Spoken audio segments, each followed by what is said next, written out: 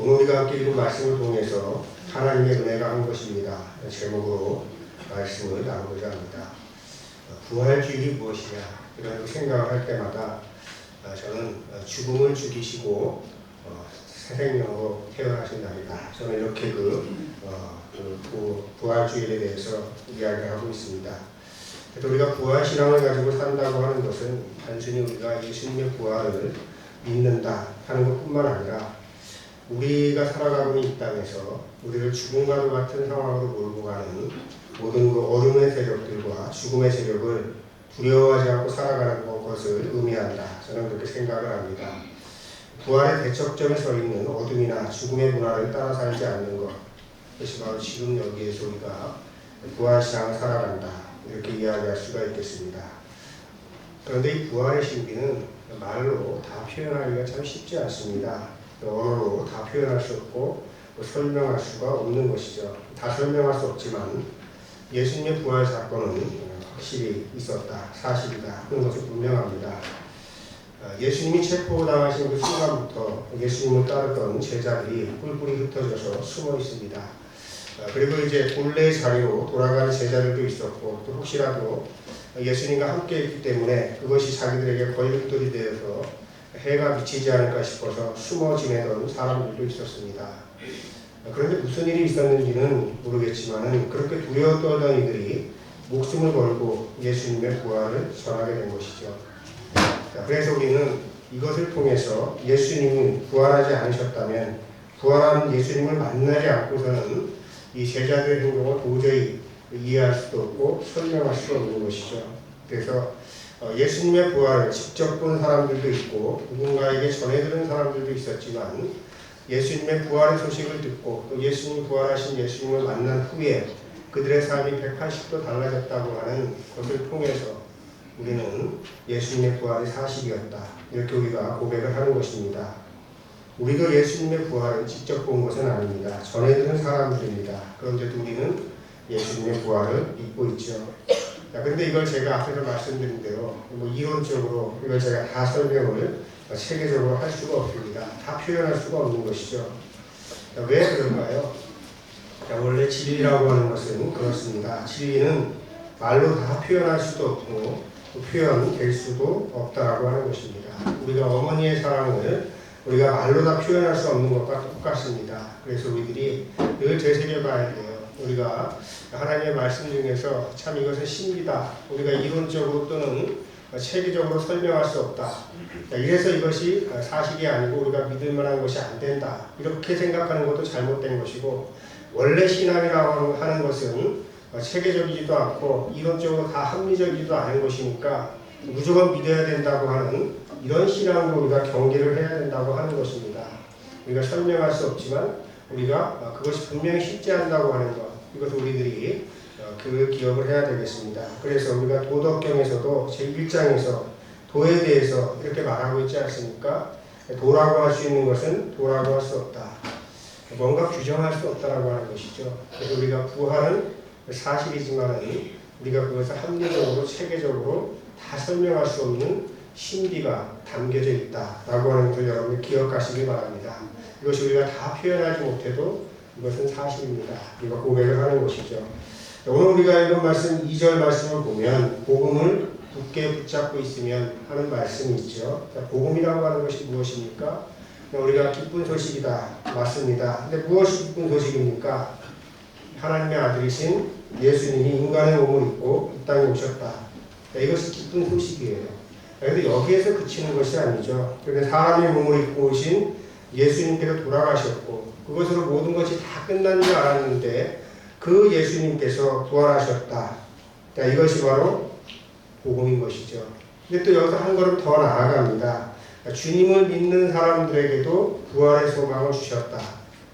복음은 단순히 기쁜 소식 여기에만 그치는 것이 아니라 이것이 예수 그리스도로 거슬러 올라가서 우리들에게까지 부활의 소망을 새롭게 우리들에게 주시기 때문에 이것은 복음이라고 하는 것이죠. 그래서 주 예수를 믿으라. 그리하면 멸망하지 않고 구원을 얻을 것이다. 이것이 바로 복음의 내용을 축약해 놓은 말씀이라고 할 수가 있습니다. 그런데 오늘 우리가 읽은 말씀에서 사도 바울은 참으로 의미심장한 말을 합니다. 자, 2절에 있는 말씀인데 헛되이 믿지 않았으면 하는 말이죠. 이 말이 의미하는 바는 무엇이겠습니까? 자, 믿기는 믿는데 헛되이 믿는 사람들이 있다는 것이죠. 여러분 가만히 생각해 보시기 바랍니다. 오늘날 전 세계적으로 기독교인들이 얼마나 많이 있습니까? 그런데도 이 세상은 여전히 혼란스럽고 또 하나님의 창조 세계는 신음하고 있고 또 지구촌 곳곳에서 전쟁의 소식은 멈추질 않고 있습니다. 저는 이런 원인들을 헛되이 믿는 이들이 많기 때문이라고 저는 생각을 합니다. 우리는 헛되이 믿으면 안 되고 제대로 믿어야 한다고 하는 것이죠.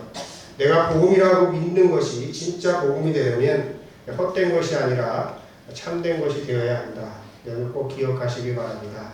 여러분들이 가진 믿음이 헛된 믿음이 아니고 참된 믿음이 되시기를 주님의 이름으로 축원합니다. 자, 그러면 우리들이 헛된 믿음과 참된 믿음을 어떻게 우리가 구분할 수 있겠습니까? 저는 이것을 하나의 기준으로 봅니다. 무엇이냐면은 하나님의 은혜로 되었다고 고백하는지 자기의 공로로 그렇게 되었다고 고백하는지를 보면 이 사람들이 참 믿음을 가지고 있는지 아니면 헛된 믿음을 가지고 있는지 구분할 수 있다고 하는 것이죠. 만약 내가 잘 믿어서 구원받았다 이렇게 여러분들이 생각하신다면 아직 여러분들은 참된 믿음에 이르지 못한 것입니다. 하나님의 은혜로 내가 구원을 받았다고 여러분들이 생각하신다면 참된 믿음에 근접한 것입니다. 자, 그러면 우리가 하나님의 은혜로 내가 구원을 받았습니다. 이렇게 우리가 생각을 하는 사람들은 어떻겠습니까? 내 공로가 아니고 하나님의 은혜로 구원받은 것이기 때문에 신앙생활하면서 교만할 수 없겠죠. 겸손한 삶을 살아갈 수밖에 없다고 하는 것입니다. 그래서 우리들이 참된 신앙을 가지면 우리의 신앙은 겸손해질 수밖에 없다. 자, 그리고 우리가 이것을 알게 되면 인간적인 생각으로는 다 끝난 것 같은 상황이 있거든요. 예수님께서 돌아가셨을 때도 이제는 다 끝났다고 생각하고 제자들조차도 자기의 그 삶의 자리로 다시 돌아갔습니다. 그런데 우리가 참된 신앙을 갖게 되면 그 끝난 것이 아니라고 하는 것이죠. 그래서 우리의 생각으로는 불가능하고 다 끝난 것 같지만 하나님의 은혜로 된 것이기 때문에 또 그렇게 될 줄로 믿고 어떤 상황 속에서도 절망하지 않는 것이죠. 자, 이것이 바로 참된 신앙을 가진 사람들의 삶이라고 하는 것입니다. 자, 오늘 우리가 함께 읽은 10절 사도 바울의 고백을 보십시오. 뭐라고 고백을 합니까? 그러나 나는 하나님의 은혜로 오늘의 내가 되었습니다. 자, 사도 바울이 왜 그러나라고 이야기를 합니까? 사도 바울은 팔싹둥이로 태어났습니다. 그리고 예수님을 믿는 생사람들을 갖다가 많이 박해를 했던 사람이에요. 그래서 자기 스스로 돌아볼 때에 자기는 죄인 중에도 괴수라고 이렇게 생각하던 그런 사람이었는데 그 사람을 불러서 예수님께서는 귀하게 사용하신 것이죠. 자, 그래서 바울이 이렇게 고백을 하는 것이에요. 이 모든 것은 하나님의 은혜입니다. 자, 그러므로 우리 하나님께서는 어떤 분이시냐면 그러나의 하나님이다. 저는 이렇게 고백을 합니다. 우리 사람의 생각으로는 이렇게 흘러가지만 그러나 하나님께서는 이런 계획을 갖고 계신 것이죠. 우리 사람의 생각으로는 다 끝났다고 생각하지만 그러나 하나님께서는 아직 끝나지 않았다고 말씀하시는 겁니다. 우리가 이런 하나님의 은혜를 알면 우리가 참된 믿음을 가지고 살아가는 것이고 우리가 헛된 믿음으로부터 벗어날 수 있다고 하는 것입니다. 오늘 함께 부활주일 예배를 드리는 모든 분들은 참된 신앙을 가지고 살아가는 그런 분들 되시기를 주님의 이름으로 축원합니다. 오늘 설교 제목이 하나님의 은혜가 한 것입니다. 이런 제목이죠.